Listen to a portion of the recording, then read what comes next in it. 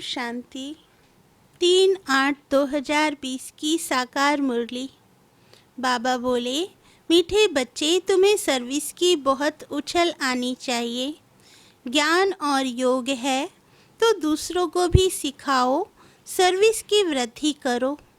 प्रश्न, सर्विस में उछल ना आने का कारण क्या है? किस विघ्न के कारण उछल नहीं आती? उत्तर, सबसे बड़ा विघ्न है क्रिमिनल आई। ये बीमारी सर्विस में उछलने नहीं देती। ये बहुत कड़ी बीमारी है। अगर क्रिमिनल आई ठंडी नहीं हुई है, गृहस्थ व्यवहार में दोनों पहिए ठीक नहीं चलते तो गृहस्थी का बोझ हो जाता है। फिर हल्के हो सर्विस में उछल नहीं सकते। गीत है, जाग सजनिया जाग। ओम शांति। बाबा बोले, मीठे मीठे बच्चों ने यह गीत सुना। ऐसे ऐसे 2-4 अच्छे गीत हैं, वे सभी के पास होने चाहिए या टेप में भरने चाहिए। अब यह तो गीत मनुष्यों का बनाया हुआ कहेंगे, ड्रामा अनुसार टच किया हुआ है, जो फिर बच्चों को काम आ जाता है। ऐसे ऐसे गीत बच्चों को सुनने से नशा चढ़ता है। बच्चों को तो नशा चढ़ा रहना चाहिए कि अभी हम नई राजाई स्थापन कर रहे हैं, रावण से ले रहे हैं। जैसे कोई लड़ते हैं तो ख्याल रहता है, इनकी राजाई हप कर लेवें, इनका गांव हम अपने हाथ करें। अब वह सब हद के लिए लड़ते हैं। तुम बच्चों की लड़ाई है माया से, जिसका सिवाय तुम ब्राह्मणों के और कोई को पता नहीं। तुम जानते हो, हमको इस विश्व पर गुप्त रीति राज स्थापन करना है अथवा बाप से वर्षा लेना है। बाबा कहते, इसको वास्तव में लड़ाई भी नहीं कहेंगे। ड्रामा अनुसार तुम जो सतो प्रधान से तमो प्रधान बने हो, सो फिर सतो प्रधान बनना है। बाबा कहते, तुम अपने जन्मों को नहीं जानते थे, अभी बाप ने समझाया है। और जो भी धर्म है, उनको यह नॉलेज मिलने की है नहीं। बाप तुम बच्चों को ही बैठ समझाते हैं। गाया भी जाता है, धर्म में ही ताकत है। भारतवासियों को यह पता नहीं है कि हमारा धर्म क्या है। तुमको बाप द्वारा पता पड़ा है कि हमारा आदि सनातन देवी देवता धर्म है। बाप आकर फिर तुमको उस धर्म में ट्रांसफ़र करते हैं। तुम जानते हो हमारा धर्म कितना सुख देने वाला है। तुमको कोई से लड़ाई आदि नहीं करनी है। तुमको तो अपने स्वधर्म में टिकना है और बाप को याद करना है। इसमें भी टाइम लगता है। ऐसे नहीं कि सिर्फ कहने से टिक जाते हैं। अंदर में ये स्मृति रहनी चाहिए कि मैं आत्मा शांत स्वरूप हूँ। हम आत्मा अभी तमो प्रधान पतित बनी है। हम आत्मा जब शांति में थी तो पवित्र थी, फिर पाठ बजाते बजाते तमो प्रधान बनी है। अभी फिर पवित्र बन हमको वापस घर जाना है। बाप से वर्षा लेने के लिए अपने को आत्मा निश्चय कर बाप को याद करना है। तुमको नशा चढ़ेगा, हम ईश्वर की संतान हैं। बाप को याद करने से ही विक्रम विनाश होते हैं। कितना सहज है। याद से हम पवित्र बन फिर शांति धाम में चले जाएंगे। दुनिया इस शांति धाम सुख धाम को भी नहीं जानती। बाबा कहते, ये बातें कोई शास्त्रों में नहीं है, ज्ञान सागर की है। ज्ञान सागर की है ही एक गीता, जिसमें सिर्फ नाम बदल दिया है। सर्व का सद्गति दाता। ज्ञान का सागर उस परमपिता परमात्मा को कहा जाता है और कोई को ज्ञानवान कह नहीं सकते। जब वह ज्ञान दे तब तुम ज्ञानवान बनो। अभी सब हैं भक्तिवान, तुम भी थे, अभी फिर ज्ञानवान बनते जा रहे हो। नंबरवार पुरुषार्थ अनुसार ज्ञान में कोई में है, ज्ञान कोई में है, कोई में नहीं है, तो क्या कहेंगे? उस हिसाब से ऊंच पद पा ना सके। बाप सर्विस के लिए कितना उछलते हैं। बच्चों में अभी वह ताकत आई नहीं है जो किसको अच्छी रीति समझाएं, ऐसी ऐसी युक्तियां रचें। भल बच्चे मेहनत कर कॉन्फ्रेंस आदि कर रहे हैं। गोपों में कुछ ताकत है। उनको ख्याल रहता है कि संगठन हो जिसमें युक्तियां निकालें। सर्विस वृद्धि को कैसे पाए, माथा मार रहे हैं। नाम भल शक्ति सेना है, परंतु पढ़ी लिखी नहीं है। कोई फिर अनपढ़ भी पढ़े लिखे को अच्छा पढ़ाती हैं। बाबा ने समझाया है, क्रिमिनल लाई बड़ा नुकसान करती है। यह बीमारी बड़ी कड़ी है, इसलिए उछलते नहीं हैं। तो बाबा पूछते हैं, तुम युगल दोनों पहिए ठीक चल रहे हो?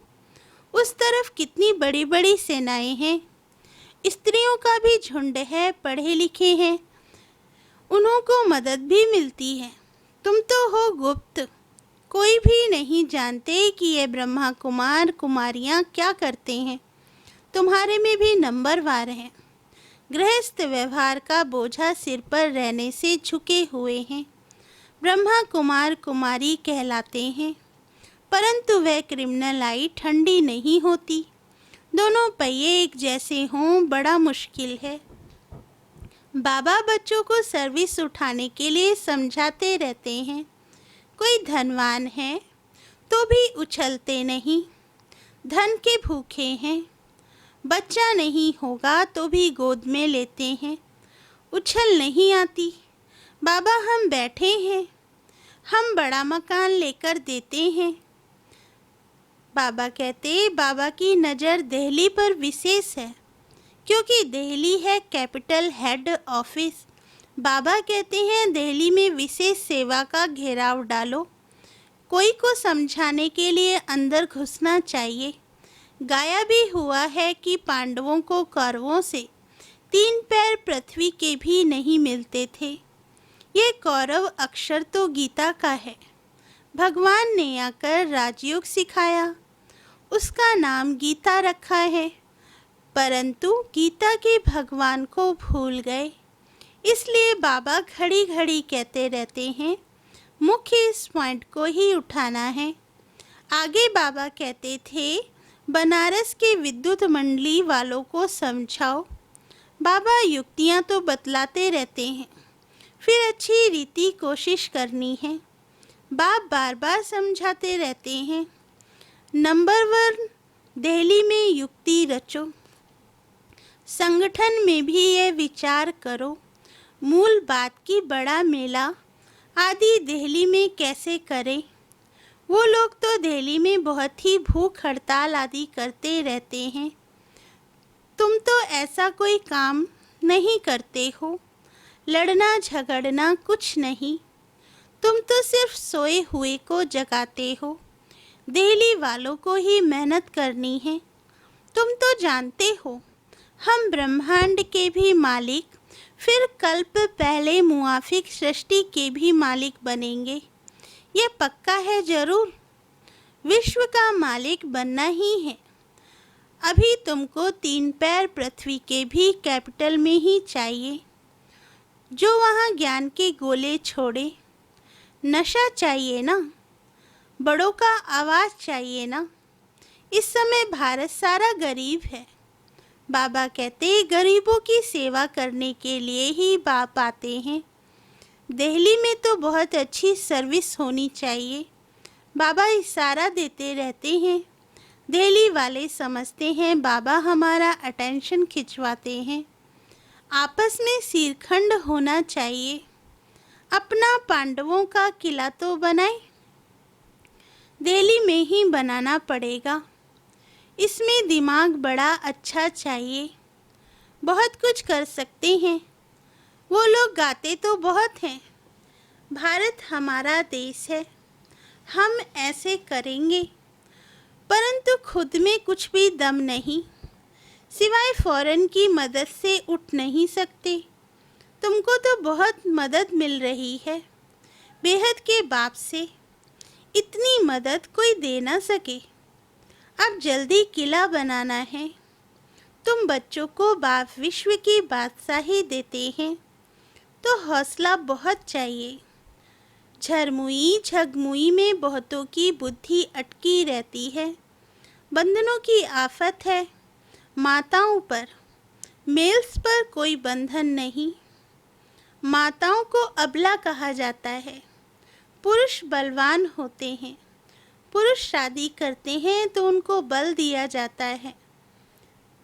तुम ही गुरु ईश्वर सब कुछ हो। स्त्री तो जैसे पूंछ है पिछाड़ी में लटकने वाली, तो सचमुच पूंछ होकर ही लटक पड़ती है। पति में मोह, बच्चों में मोह। पुरुषों को इतना मोह नहीं रहता।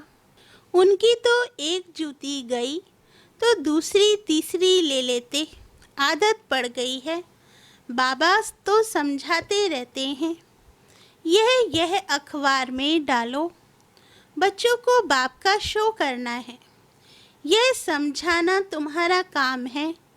बाबा के साथ तो दादा भी है, तो यह जा नहीं सकते। कहेंगे शिव बाबा यह बताओ, यह हमारे ऊपर आफतें आई हैं, इसमें आप राय दो। ऐसी ऐसी बातें पूछते हैं। बाप तो आए हैं पतितों को पावन बनाने। बाप कहते हैं तुम बच्चों को सब नॉलेज मिलती है। कोशिश कर आपस में मिलकर राय करो। तुम बच्चों को अभी विहंग मार्ग की सेवा का तमाशा दिखाना चाहिए। चीटी मार्ग की सर्विस तो चलती आ रही है, लेकिन ऐसा तमाशा दिखाओ जो बहुतों का कल्याण हो जाए। बाबा ने ये कल्प पहले ही भी समझाया था, अब भी समझाते हैं। बहुतों की बुद्धि कहाँ न कहाँ फंसी हुई है।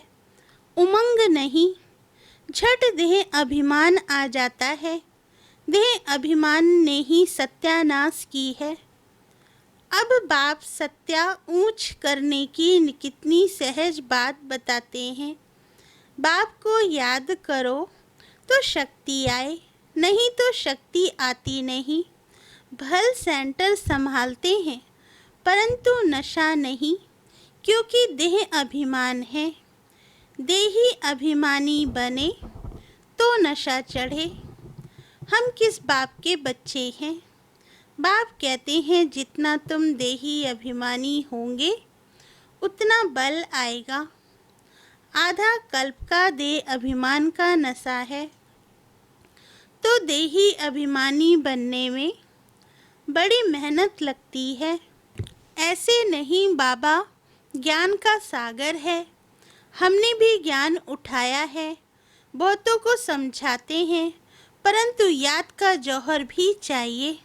ज्ञान की तलवार है, याद की फिर यात्रा है।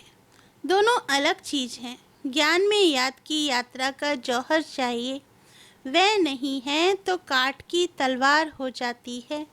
सिख लोग तलवार का कितना मान रखते हैं। बाबा कहते वह तो हिंसक थी जिससे लड़ाई की। वास्तव में गुरु लोग लड़ाई थोड़े ही कर सकते हैं। गुरु तो अहिंसक चाहिए ना। लड़ाई से थोड़े ही सद्गति होती है। तुम्हारी तो है योग की बात। याद के बल बगैर ज्ञान तलवार काम नहीं करेगी। क्रिमिनल आई बड़ा नुकसान करने वाली है। आत्मा कानों से सुनती है। बाप कहते हैं तुम याद में मस्त रहो तो सर्विस बढ़ती जाएगी।